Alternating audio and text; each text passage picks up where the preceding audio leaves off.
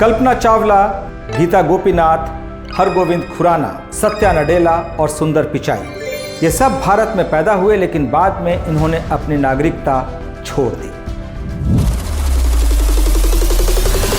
Indians want to leave their country and more Indians are now at the forefront of migrating to OECD countries.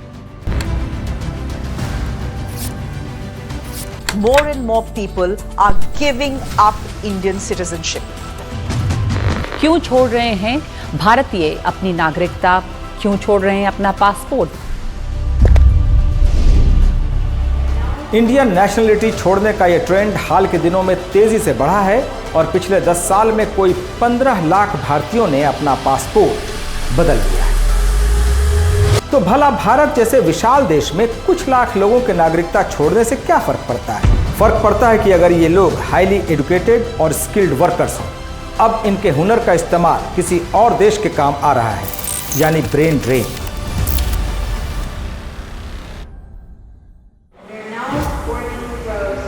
जब skilled और talented लोग बेहतर मौकों और ज़्यादा पैसों के लिए बाहर चले जाएं, तो ये लॉस ऑफ ह्यूमन कैपिटल या ब्रेन ड्रेन कहलाता है। वहीं जिन देशों में ये टैलेंट पहुंचते हैं, उन देशों के लिए ये ब्रेन गेन होता है। हाल में जिन लोगों ने भारत की नागरिकता छोड़ी है, उनमें बहुत से पैसे वाले लोग भी हैं। 10 साल में कोई 25,000 मिलियनेयर्स ने भारत छोड़ दिया है। Swiss banking group Credit Suisse के मुताबिक भारत में करीब 8 लाख मिलियनेयर्स हैं, यानी टैलेंट के साथ भारत से पैसे भी बाहर जा रहे हैं। तो क्या इस पासपोर्ट से इस पासपोर्ट तक का सफर इतना आसान होता है? क्या पलक झपकते इसका फैसला किया जा सकता है? जी नहीं, इस रास्ते में कई पड़ाव आते हैं और फैसला लेने में कई साल लग जाते हैं। आइए समझते हैं कि आखिर इतने सारे भारतीय नेशनलिटी क्यों छोड़ रहे हैं।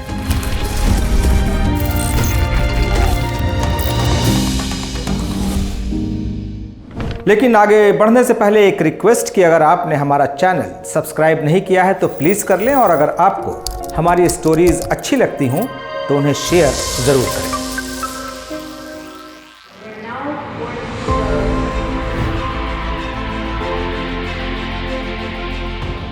इंडिया से हर साल लाखों स्टूडेंट्स पढ़ाई के लिए दूसरे देशों में जाते हैं। भारत सरकार के आंकड़े बताते हैं कि 2022 में कोई 7.5 लाख स्टूडेंट्स विदेशों में पढ़ने गए। ये पहला पड़ाव है। अमेरिका, ब्रिटेन और कनाडा जैसे देशों में पढ़ाई पूरी करने के बाद 4 में से 3 छात्र भारत नहीं लौटते। पढ़ाई के लिए विदेश जाना कोई नई बात नहीं है। ब्रिटिश कोलोनाइजेशन के वक्त जब भारत के रिश्ते वेस्ट से बने तो हायर एजुकेशन के लिए लोग बाहर जाने लगे और यह सिलसिला आज भी जारी है। एकेडमिशियंस और एक्सपर्ट्स इसके लिए पुल इन पुश आउट फैक्टर्स को जिम्मेदार मानते हैं। पुल इन यानी विदेशी यूनिवर्सिटीज का अट्रैक्शन, कम कंपटीशन, रिसर्च के बेहतर मौके और पढ़ाई के बाद अच्छा करियर, अच्छी तनख्वाह और अच्छी लाइफस्टाइल, ये सब चीजें स्टूडेंट्स को अपनी तरफ खींचती हैं, यानी पुल करती हैं। लेकिन इसके अलावा पुश आउट फैक्टर्स भी हैं जो भारत के छात्रों को बाहर धकेलती हैं। इसकी वजह है भारत का खराब एजुकेशन सिस्टम, खास तौर पर हायर स्टडीज के मामले में। भारत में IITs और IIMs जैसे बेहतरीन इंस्टीट्यूशंस तो हैं, लेकिन छात्रों के लिहाज से इनकी संख्या बहुत कम है। मिसाल के तौर पर कोई 9 लाख छात्र IIT का एंट्रेंस एग्जाम देते हैं और उनमें से सिर्फ 15,000 छात्रों का सिलेक्शन होता है, 2% से भी कम। बाकी के कई छात्र बाहर जाने का ऑप्शन चुन लेते हैं। IITs और IIMs जैसे बड़े इंस्टीट्यूशंस को छोड़ दें तो भारत में वर्ल्ड क्लास यूनिवर्सिटीज की भारी कमी है। सच तो यह है कि भारत की कोई भी यूनिवर्सिटी वर्ल्ड यूनिवर्सिटी रैंकिंग के टॉप 100 में भी जगह नहीं बना पाती। आमतौर पर उनकी फैकल्टीज कमजोर होती हैं और पढ़ाई इंटरनेशनल स्टैंडर्ड्स पर खरी नहीं उतरती। दूसरी तरफ ब्रिटेन, अमेरिका और कनाडा की कई यूनिवर्सिटीज रैंकिंग में टॉप पर रहती हैं। वहां से पढ़ाई करने वाले छात्रों के लिए मौके बहुत ज्यादा हैं। यहां इस बात को ध्यान में रखना जरूरी है कि मॉडर्न टाइम्स में भारत में यूनिवर्सिटीज बनने का सिलसिला ब्रिटिश रूल के दौरान शुरू हुआ, जबकि ऑक्सफोर्ड और कैम्ब्रिज जैसी कुछ यूरोपियन यूनिवर्सिटीज लगभग 1000 साल पुरानी हैं। यानी भारत में एजुकेशन की क्वांटिटेटिव और क्वालिटेटिव दोनों कमी है और बेहतर पढ़ाई के लिए स्टूडेंट्स बाहर जाने का रास्ता चुनते हैं। इस साल लगभग 20 लाख भारतीय स्टूडेंट्स विदेशों में पढ़ाई कर रहे होंगे और अनुमान है कि वे इस पर करीब 85 अरब अमेरिकी डॉलर यानी कोई 70,000 करोड़ रुपए खर्च कर रहे होंगे। भारत का यह पैसा दूसरे देशों की यूनिवर्सिटीज में जा रहा होगा, वहां की जीडीपी मजबूत कर रहा होगा।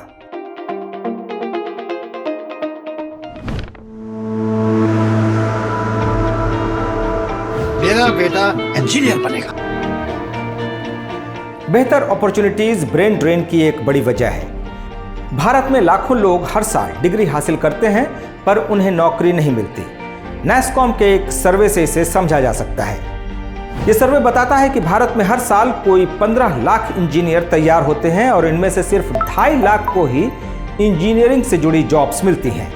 बाकी या तो कोई और काम कर रहे होते हैं या बेरोजगार हो जाते हैं। दूसरी तरफ अमेरिका, ब्रिटेन और कई वेस्टर्न देशों में स्किल्ड वर्कर्स की काफी पूछ है और उन्हें अट्रैक्ट करने के लिए वीजा नियमों में छूट भी दी जाती है। यहां जर्मनी में तो अब आसान शर्तों पर नागरिकता देने की तैयारी हो चुकी है।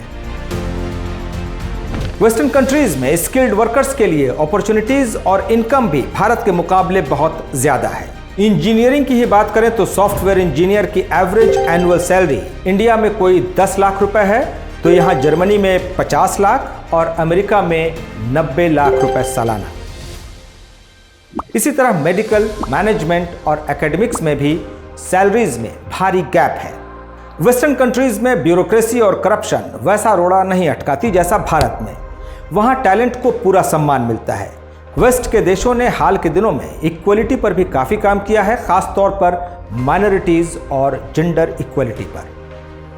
भारत में हाई पोजीशंस पर इक्का दुक्की औरतें ही नजर आती हैं, जबकि अमेरिका जैसे देशों में किसी कल्पना चावला, किसी इंदिरा नोई, किसी झुम्पा लाहिड़ी को आगे बढ़ने से नहीं रोका जाता, भले ही वो अमेरिका के बाहर से ही क्यों ना आती हों।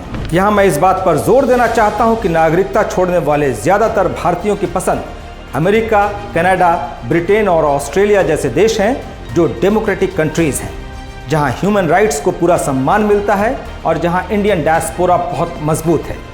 ये इंग्लिश स्पीकिंग कंट्रीज हैं जहां भारतीयों को लैंग्वेज की परेशानी भी नहीं होती।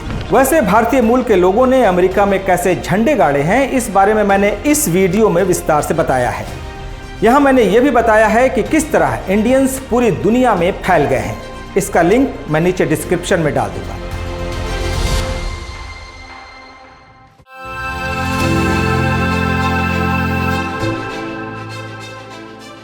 भारत से बाहर पढ़ाई और काम करने के दौरान लाइफस्टाइल का बड़ा फर्क समझ आता है। आमतौर पर जिंदगी आसान होती है। बिजली, पानी, सड़क जैसी बुनियादी जरूरतों के बारे में सोचना नहीं पड़ता और living standards, climate, pollution, crime rate और हेल्थ केयर जैसे पैरामीटर्स पर तय होते हैं। मेडिकल केयर और हेल्थ फैसिलिटी एक बड़ा फैक्टर है। अमेरिका में इलाज के बेहतरीन स्टैंडर्ड्स हैं, जबकि ब्रिटेन का NHS publicly funded health care system है।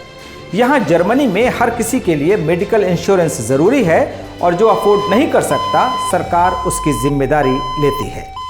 वर्ल्ड बैंक के मुताबिक अमेरिका में 384 लोगों पर एक डॉक्टर है, यहाँ जर्मनी में 272 लोगों पर और भारत में 1428 लोगों पर। 36 hours के लिए we have to work daily. I have gone to the OT and I have asked for permission to sleep. कई बार डॉक्टर से सर है कि वो खुद ही टीबी का बीमारी लेके जाते हैं। अफसोस होता है हम लोग क्यों इस प्रोफेशन में आए हैं। कहने को तो भारत में मेडिकल फैसिलिटी स्टेट की जिम्मेदारी है, पर वहां का सिस्टम ऐसा चरमरा चुका है कि जो लोग अफोर्ड कर सकते हैं वो किसी सरकारी अस्पताल में नहीं जाना चाहते।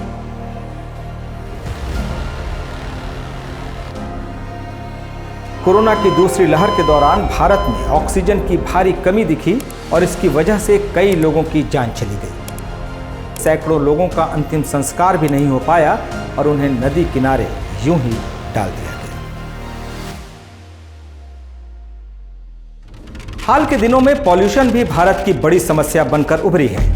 दिल्ली, मुंबई और कोलकाता जैसे देश के सबसे बड़े शहर दुनिया के मोस्ट पॉल्यूटेड सिटीज में शामिल हैं और कई लोग इन शहरों को अवॉइड करना चाहते हैं। Human rights index, press freedom index और सरकार के कामकाज का तरीका दूसरे फैक्टर्स हैं।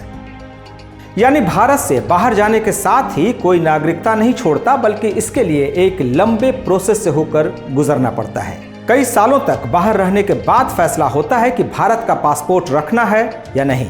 लीगल नजरिए से भी देखा जाए तो दूसरे देश आमतौर पर कम से कम 5 साल रहने के बाद ही सिटीजनशिप ऑफर करते हैं। पिछले 10 साल में जिन 15 लाख लोगों ने भारत की नेशनलिटी छोड़ी है, वो यूं भी पिछले कई सालों से भारत के बाहर ही रह रहे होंगे।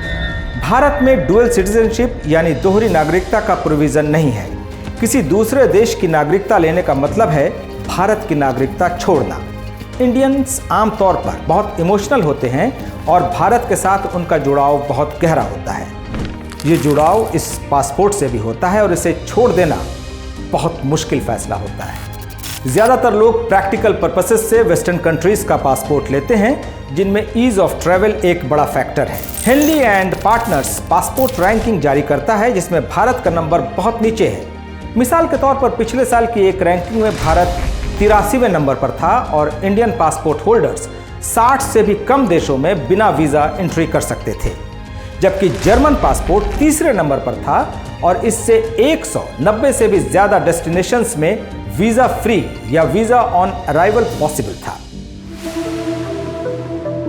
वेस्टर्न कंट्रीज का पासपोर्ट बिजनेस और काम के सिलसिले में ट्रैवल करने वालों की लाइफ आसान बनाता है। डुअल सिटीजनशिप की लगातार मांग के बाद भारत सरकार ने 2006 में OCI कार्ड यानी overseas citizen of India card की शुरुआत की। ये इंडियन ओरिजिन के उन लोगों को इशू किया जाता है जिनके पास अब किसी दूसरे देश का पासपोर्ट है। OCI कार्ड होल्डर्स बिना वीजा के भारत जा सकते हैं, जब तक चाहें रह सकते हैं और वहां काम भी कर सकते हैं। अलबत्ता उन्हें वोट देने, खेती वाली जमीन खरीदने और सरकार में किसी भी हैसियत से काम करने का अधिकार नहीं होता।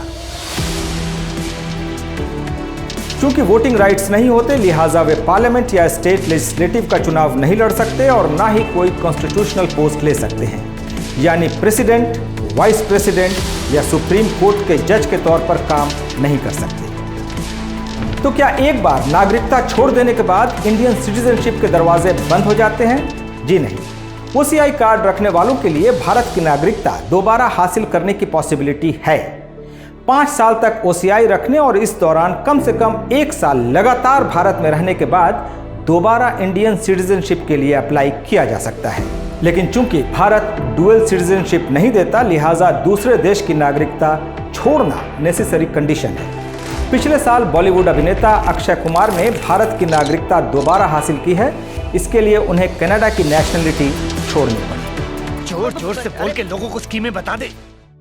हाल के दिनों में देखा गया है कि कई लोग रिटायरमेंट के बाद इंडिया लौट जाना चाहते हैं। इनफैक्ट SBNRI का एक सर्वे बताता है कि अमेरिका, कनाडा, ब्रिटेन, ऑस्ट्रेलिया और सिंगापुर में रहने वाले लगभग 60% इंडियन रिटायर होने के बाद लौटना चाहते हैं। रिटायरमेंट के बाद इन देशों में आमतौर पर बढ़िया पेंशन मिलती है। दूसरी तरफ इंडिया में रहने का खर्च कम होता है। कम पैसों में देखभाल करने और घर का काम करने वाले भी भारत में आसानी से मिल जाते हैं। लेकिन इसकी एक बहुत बड़ी वजह इमोशनल भी होती है। कई लोग उस परिवार और समाज में लौट जाना चाहते हैं जिसे अपने प्रोडक्टिव ईयर्स में उन्होंने इग्नोर कर दिया था। वो कहते हैं ना कि आप किसी इंडियन को तो इंडिया से बाहर निकाल सकते हैं, पर इंडिया को इंडियन से बाहर नहीं कर सकते। नमस्कार।